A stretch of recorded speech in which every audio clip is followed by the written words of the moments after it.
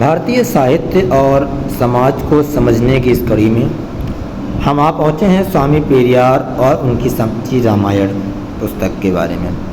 इसका पहला भाग जो था एक मधुर निवेदन, जो हम ऑलरेडी अध्ययन कर चुके हैं। आज हम इसके द्वितीय भाग की ओर चलेंगे, जो है कथा की भूमिका। इसमें आज हम देखेंगे क्या कुछ लिखा हुआ है। तो चलिए शुरू करते हैं। कथा की भूमिका सच्ची मैं पढ़ने से पहले आपको बता दूं, जो भी साहित्य, जो भी धर्म के पक्ष में या विपक्ष में लिखा गया है, एक विद्यार्थी होने के नाते हमारा कर्तव्य है उसको तटस्थ होकर के पढ़ें। पूर्व धारणा कोई न बनाए, न उसके पक्ष में न उसके विपक्ष में, निष्पक्ष भाव से पढ़ें। अंत में अपने कंक्लूजन को हम देखेंगे और वो कंक्लूजन आप स्वयं बनाएं। चलिए शुरू करते हैं। सच्ची रामायण स्वामी पेरियार द्वारा रामायण के चरित्रों के आधार पर लिखी गई। रामायण के प्रमाणों के आधार पर सच्ची रामायण को उच्चतम न्यायालय ने मान्यता प्रदान की। ये एक अंडरलाइन करने वाला विषय है कि उच्चतम न्यायालय ने इसको मान्यता दे रखी है।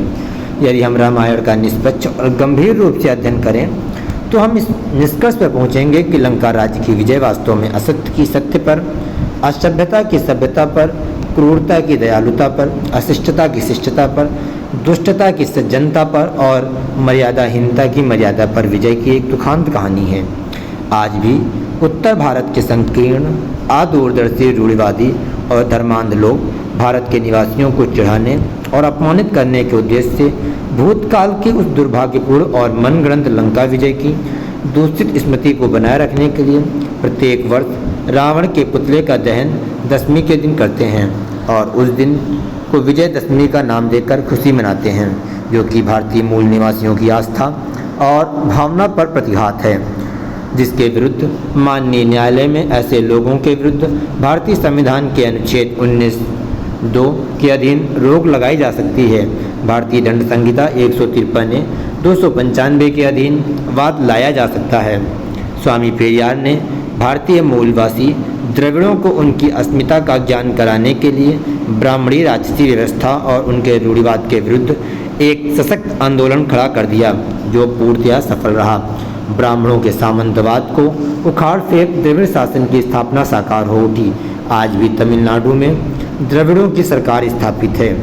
रामायण और महाभारत विदेशी आर्यों द्वारा छल कपट से बढ़ा चढ़ाकर गढ़ी गई कथाएं हैं, जिनके माध्यम से विदेशी आर्य संस्कृति के लोग अशिक्षित भारतीय मूल निवासी लोगों को लुभाकर मूर्ख बनाते रहते हैं, उनके सम्मान और गौरव की भावना को ठेस पहुंचाते हैं, उनके विवेक में मनोविकार उत्पन्न करते हैं, उनकी मानवता पर आधारित संस्कृति पर कुठाराघात करते हैं, भारतीय एकता और अखंडता को दूषित करते हैं, जो कृत्य देशद्रोह और भारतीय संविधान की अवहेलना के अधीन आते हैं।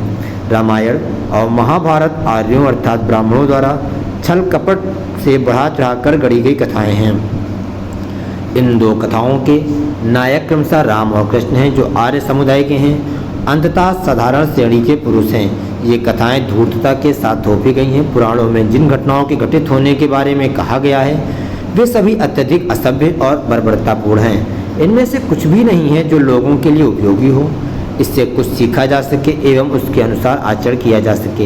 ये नैतिकता रहित हैं, स्पष्ट रूप से काल्पनिक है। ये काल्पनिक कथाएं इसलिए लिखी गई ताकि ब्राह्मणों को दूसरों की नज़रों में ऊंचा दिखाया जा सके, महिलाओं को वश में करके उन्हें ऐसी व्यवस्था का आश्रित बनाया जा सके, उसके आवांछित अस्तित्व को शाश्वत अर्थात अमर बनाया जा सके।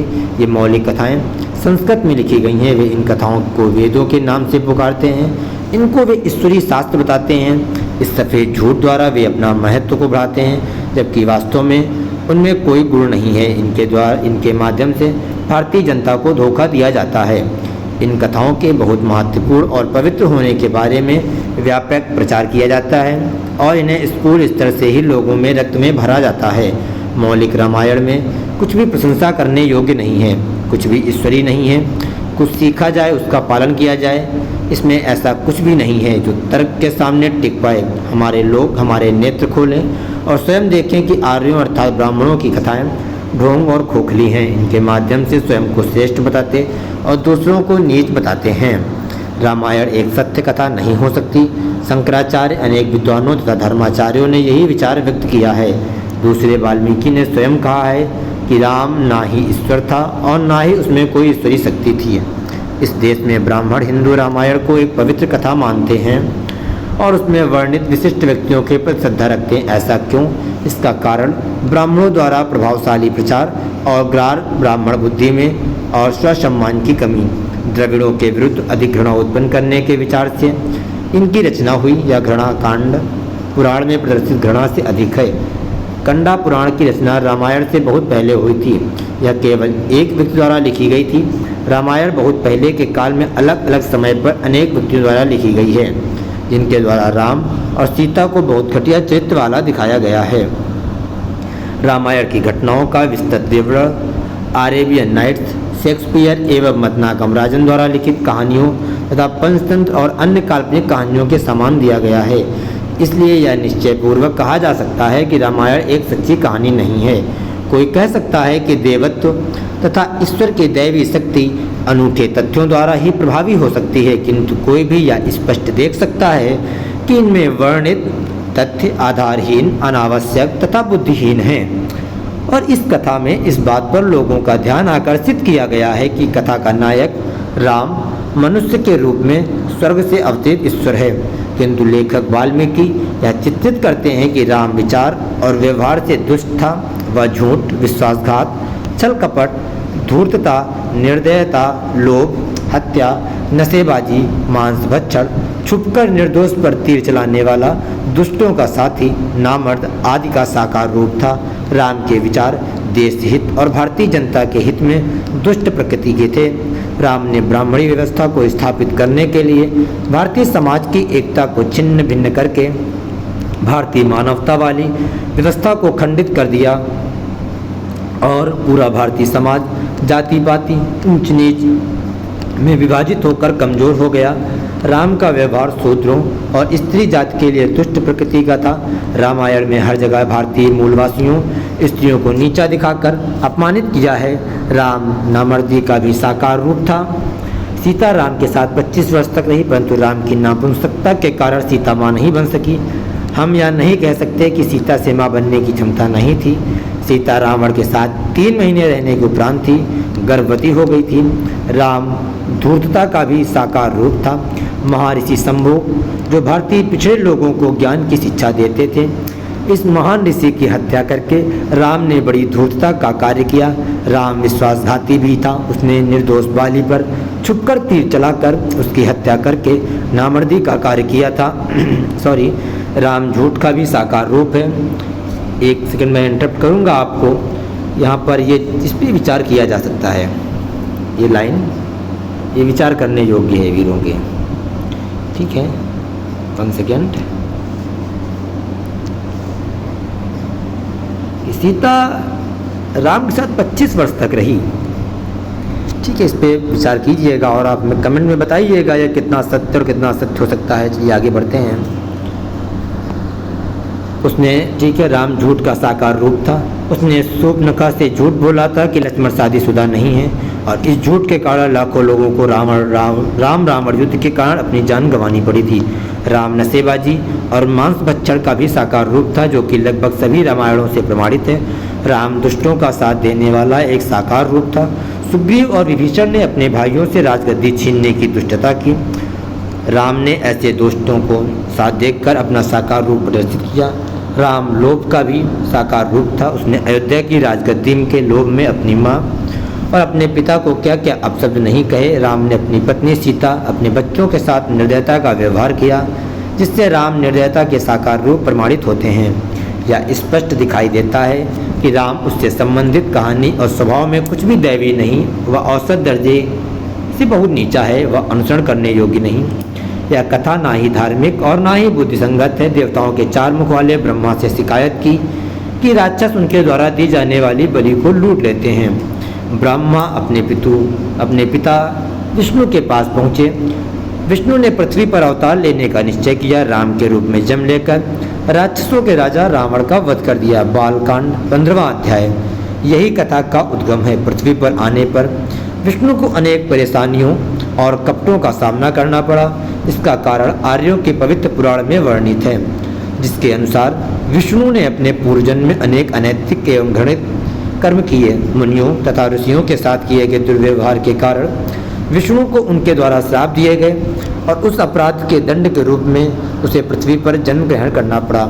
यह श्राप क्यों दिए गए? क्योंकि विष्णु ने विनियोह मुनि की पत्नी की हत्या करने का घोर पाप किया। उसने अनैतिक और छल कपट से जलंधर असुर की पत्नी का सतीत्व नष्ट कर डाला। उसने दिन के उजाले में खुलेआम उस स्त्री का बलात्कार किया जो संभवतः दिखाई दे रही था। पुराणों में ऐसी अनेक मूर्खतापूर्ण कथाएं पाई जाती हैं। अब अपने विवेक से सोचिए कि देवता कौन है और असुर कौन है। जिस प्रकार ईश्वर होते हुए भी वह विष्णु कामुकता, चोरी, हत्या और घृणित कृत्यों एवं मनोविकारों को दास हो गया। क्या ऐसे अभद्र कृत्यों में संलग्न पुरुष ईश्वर समझने के योग्य है? क्या निर्दोष पशुओं का क्रूरता से वध किया जाना और शराब के साथ उनका मांस गले में उतारना, मंत्रोच्चारण करना ही यज्ञ की परिभाषा है? इन सब कृत्यों से ईश्वर प्रसन्न होता है? क्या ऐसे कृत्यों से देवताओं, यज्ञकर्ता और यज्ञ आयोजकों को उच्चतर पदवी प्रदान करनी चाहिए? क्या ऐसे लोगों को दान के रूप में पारिश्रमिक भी देना चाहिए? क्या ऐसी निर्दयता को रोकना गलत है जो मूक प्राणियों के साथ की जाती है? क्या ईश्वर के लिए यह ठीक है कि वह ऐसे दयाहीन वधिकों को देवता समझें और सहानुभूति रखते हुए इन यज्ञों को रोकने वालों को राक्षस कहें? शिक्षित लोगों को इन बातों पर गंभीरता से विचार करना चाहिए। वर्तमान में पशुओं के साथ क्रूरता, नशे का व्यसन करने को लोगों तथा सरकार द्वारा अपराध समझा जाता है जो दंडनीय और कारावास योग्य है। क्या रावण के समय में भी इन अपराधों को रोका जाना न्यायसंगत उचित नहीं था? क्या रावण का कर्तव्य नहीं था कि वह कानून बनाकर राज्य में मदिरा का सेवन, पशुओं के साथ आर्यों द्वारा किए जाने वाले क्रूर व्यवहार को निषेध करे? रावण ने आर्यों द्वारा यज्ञ के नाम पर किए जा रहे पशुवध और मदिरा सेवन जैसे क्रूर कृत्यों पर प्रतिबंध लगाया था। आर्य लोगों द्वारा रावण के लगाए गए इस प्रतिबंध को ध्वस्त करने के लिए काल्पनिक ईश्वर रूपी राम का प्रयोग किया गया। राम का ईश्वरीय अवतार घोषित किए जिससे भारतीय लोग जो उनसे इस व्यसन का विरोध करते थे उनका विनाश किया जा सके। राम ने आर्यों के इस व्यसन का पूर्ण रूपेण समर्थन किया जिससे आर्य लोग यज्ञों के नाम से निर्दोष पशुओं की हत्या करते रहें और मदिरा का सेवन करके अय्यासी करते रहें। यदि हम इन विषयों पर विचार करें तो हम पाएंगे कि रामायण असंगतियों और बेतुकेपन से भरी पड़ी है। और यहाँ से हमारा दूसरा भाग समाप्त होता है। मैं एक बार आपको इसकी जो पूरी समरी है वो बता देता हूँ। समरी सामान्य सी समरी है। इसमें जो पहला पॉइंट है वो ये है कि जब सीता 25 वर्षों तक राम के साथ रहीं तो वो माँ नहीं बन सकी, लेकिन कुछ समय बाद वह माँ बन जाती हैं जब लंका से लौटती हैं। ठीक है। दूसरा, राम ने शंभू को वध किया। ठीक है। तीसरा, राम लोभी था, उसने ठीक है उसने लालच दिखाया। चौथा, उसने बाली का वध किया, छुप कर किया। और अन्य अन्य प्रकार के आरोप लगाए गए हैं और जो सत्य भी हो सकते हैं या नहीं भी हो सकते हैं। यह विचार करना आपका कर्तव्य है। आप इस पर विचार कीजिए, हमें बताइए। आगे हम शुरू करते हैं राम की जन्मभूमि की सत्यता, जो कि इसका तीसरा अध्याय है। जितनी भी सभ्यता विकसित हुई वे नदियों और घने जंगलों के किनारे ही विकसित हुई। उस समय मनुष्य खाने और पीने के लिए प्राकृतिक स्रोतों पर निर्भर रहता था। गंधर्वों का गंधार देश सिंधु घाटी सभ्यता में सिंधु नदी के दोनों किनारों पर विकसित हुआ। गंधर्वों के गंधार की पुष्टि ऋग्वेद, रामायण एवं महाभारत से होती है। दशरथ द्वारा किए गए अश्वमेघ यज्ञ में उनकी ससुराल सिंधु घाटी के कई राजाओं का वर्णन आया है। वाल्मीकि रामायण का प्रसंग है ये। वाल्मीकि रामायण का लेखन और रामायण की घटना का वृत्तांत सिंधु घाटी की सभ्यता के बाद का प्रमाणित होता है।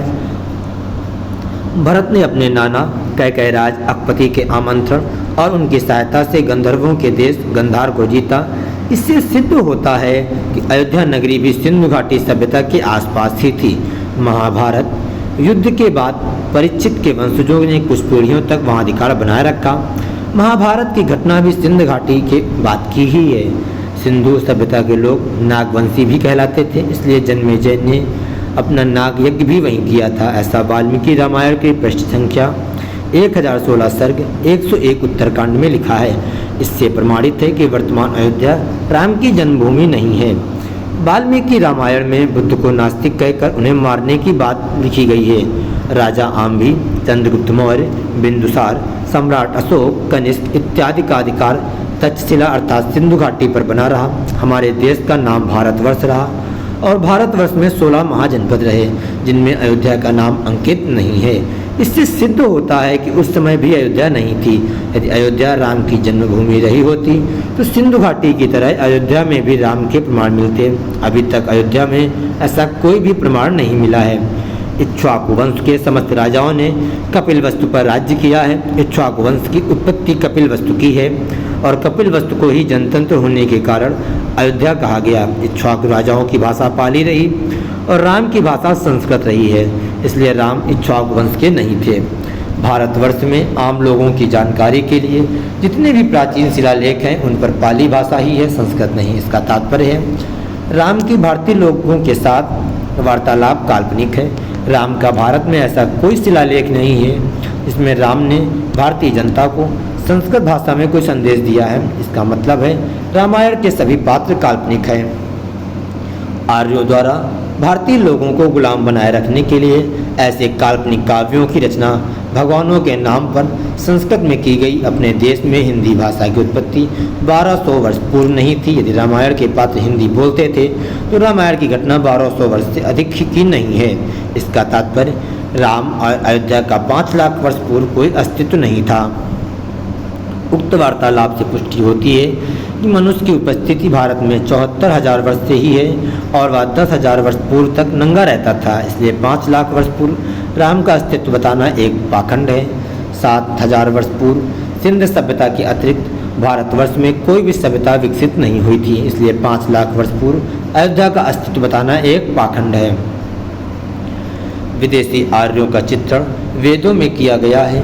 वर्तमान में यह प्रमाणित हो चुका है कि आर्य लोग यूरोपीय मूल के थे।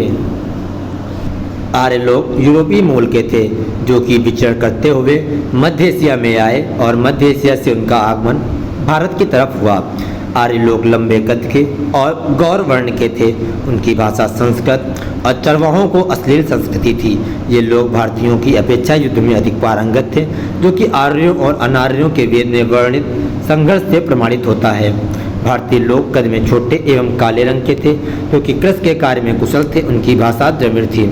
आर्यों का रहन सहन घुमक्कड़ एवं पशुपालन था। ठंडे स्थलों में रहने के कारण ये लोग मांस मदिरा का ही प्रयोग करते थे। ठंडे देशों में आज भी गौमांस एवं मदिरा का ही प्रयोग 100% किया जाता है। उन ठंडे देशों में कोई भी व्यक्ति बिना मांसाहार के जिंदा नहीं रह सकता। प्राचीन काल में भारत को छोड़कर संसार के सभी देशों में गौमांस का ही भक्षण किया जाता था। भारत में आर्यों के आने के बाद गौमांस का भक्षण किया जाने लगा और आज भी किया जाता है। आर्य लोगों का रहन सहन घुमक्कड़ होने के कारण वे अपने पालतू पशुओं का ही मांस खाकर जीवन यापन करते थे। प्राचीन काल में जहाँ गाय मांस को भूना जाता था, वेदों में उसका नाम यज्ञ के नाम से जाना जाने लगा। भारतीय लोगों के द्वारा आर्यों की इस प्रथा का विरोध किया जाता था तो उनको धर्म विरोधी घोषित करके राक्षस या दैत्य के नाम से अपमानित किया जाता था। वेद, रामायण, महाभारत काल में भी ऐसी घटनाओं की कोई कमी नहीं थी।